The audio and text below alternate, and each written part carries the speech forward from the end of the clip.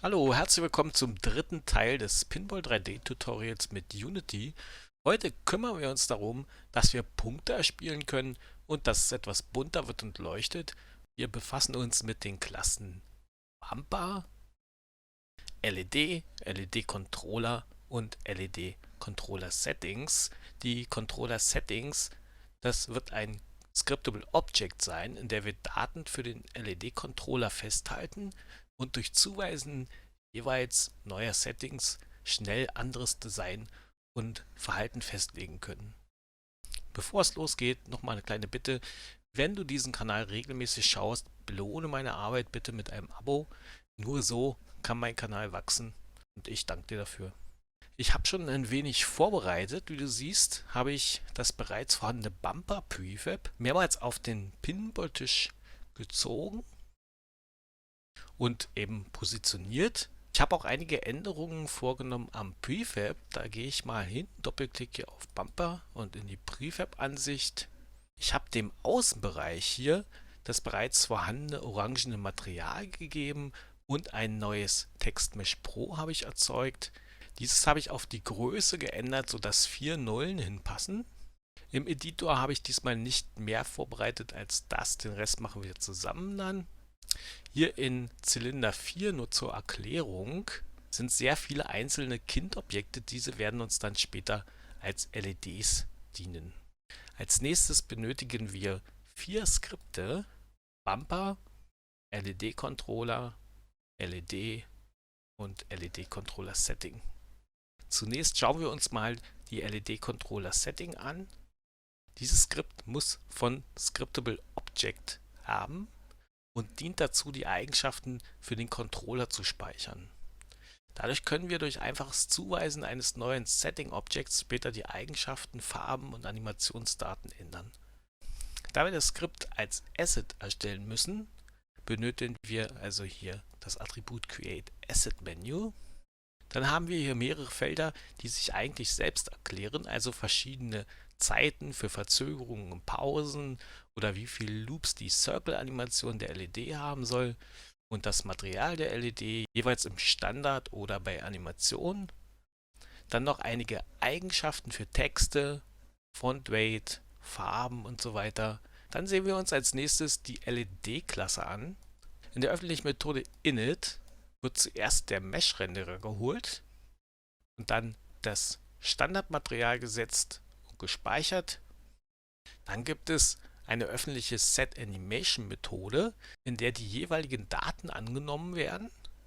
Anschließend wird die Blink-Animation gestartet.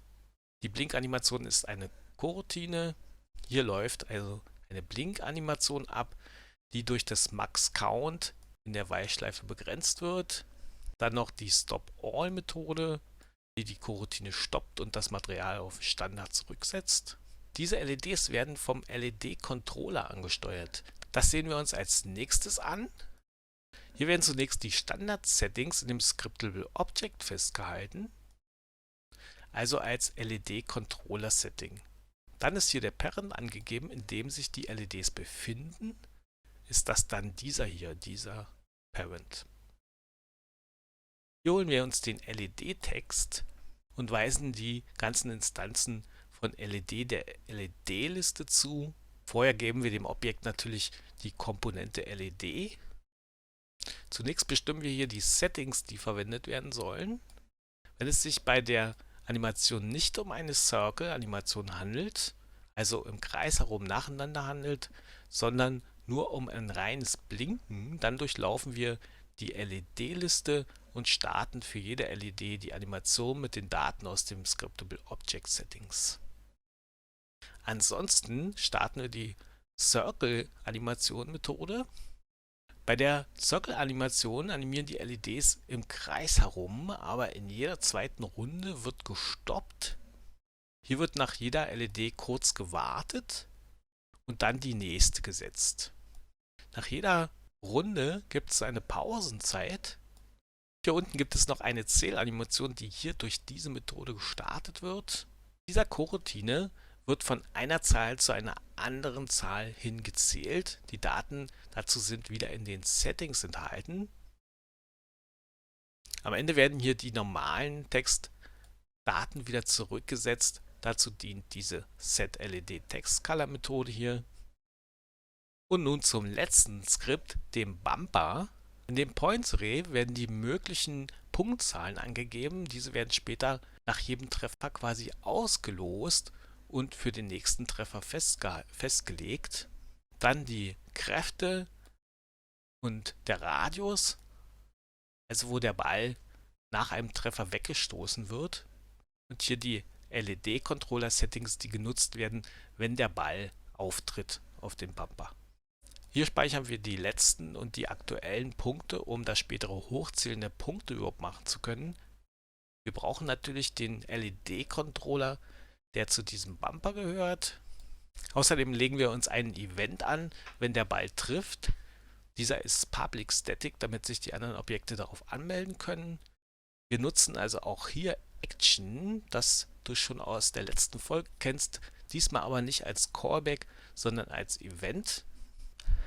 Wenn also ein Objekt mit dem Tag Ball auf den Bumper trifft, lösen wir zuerst die Abprall-Explosion aus, dann setzen wir die LED-Animation, dann lösen wir den On-Ball-Hit-Event aus. Dieser Event kann dann später vom Pinball-Controller genutzt werden, um die Punkte zu zählen. In der Methode setCurrentPoints werden die Punkte für die nächsten Treffer ausgelost, zufällig aus den möglichen Punkten im Points Array, und dann wird die Animation gestartet, um die Änderung der Punkte für den Spieler zu verdeutlichen. Hier am Ende ist die Methode, die die Explosionskraft auf den Ball wirken lässt, und nur noch eine kleine Änderung im Pinball-Controller. Dort habe ich den Event OnBallHit genutzt, um den Score zu zählen und erstmal als Log auszugeben. Als nächstes machen wir uns jetzt die einzelnen Komponenten fertig und weisen die Daten zu. Bumper Prefab brauchen wir erstmal das Bumper-Skript. Dort geben wir die möglichen Punkte an, die Explosionskraft und den Radius und natürlich den LED-Controller, den wir erst noch erstellen müssen. Also ich meine, die LED-Controller-Settings müssen wir erstellen, aber natürlich hier auch den LED-Controller. Der LED-Controller braucht den LED-Parent und den LED-Text und hier eben dann noch die Settings, die machen wir jetzt. Als nächstes brauchst du einen Ordner LED-Controller Settings. Also das heißt, neuen Folder. Dort habe ich schon 2 Settings erstellt. Das geht mit Rechtsklick, Create, Pinball, LED-Controller Settings. Das machst du dann eben zweimal und benennst dir die so. Ich habe also einen für den Normalzustand der Bumper LEDs gemacht und einen bei einem Treffer. Mit Scriptable Objects kannst du also sehr sauber verschiedene Daten zur Verfügung stellen. Hier siehst du meine jeweiligen Daten. Bei diesem HDR-Material handelt es sich um ein Material mit HDR, mit Emission. Da ist hier das Emission angekreuzt und die Intensity, also die Stärke der Emission, wird hier angegeben. Davon habe ich ein blaues und ein rotes. Dann sollte das so funktionieren. Also erstmal wird hier hochgezählt der Score. Also bei Treffern kommt jetzt die jeweilige Animation hochgezählt. Und die LEDs machen auch jeweils eine Circle-Animation.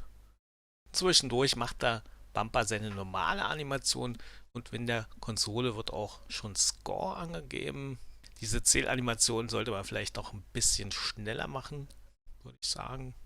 Jetzt kannst du von diesem Bumper natürlich noch weitere Versionen erzeugen, denen du ein anderes Scriptable Object mit anderen Daten für die Animation gibst, und du kannst natürlich weitere Bumper Prefabs erzeugen mit anderen Größen, andere Farben und so. Dazu duplizierst du das Prefab einfach mit Steuerung D, machst deine Änderungen und nutzt es dann im Automaten, wie gesagt, wenn du willst, auch mit anderen Animationssettings.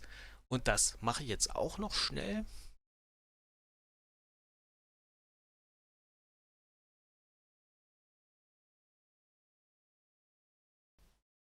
Ich habe mir jetzt noch einige Bumper mit höheren Scores gemacht und dabei gemerkt, dass Hochzählen mit 1 ist bei größeren Zahlen natürlich nicht so günstig. Deshalb habe ich das LED-Controller-Skript noch etwas geändert und um eine Methode ergänzt, getStep, die den Zählschritt ausrechnet zuvor. Vielleicht fällt mir oder dir da noch was Besseres ein. Hier ist jedenfalls Voraussetzung, dass die Punkte in 100er Schritten angegeben sind im Point Array. Also hier. Also dann beim nächsten Mal zeigen wir den Score an und sorgen für den Ablauf des Spiels. Außerdem werden wir den LED-Controller noch an anderen Stellen des Pinball-Spiels für Leuchtanimationen einsetzen. Bis dahin, ich freue mich über dein Like und bis zum nächsten Mal. Und wie gesagt, wenn du noch kein Abo hast, dann wäre es toll, wenn du eins machst. Das hilft mir sehr, um gesehen zu werden, zu wachsen. Dankeschön. Ciao.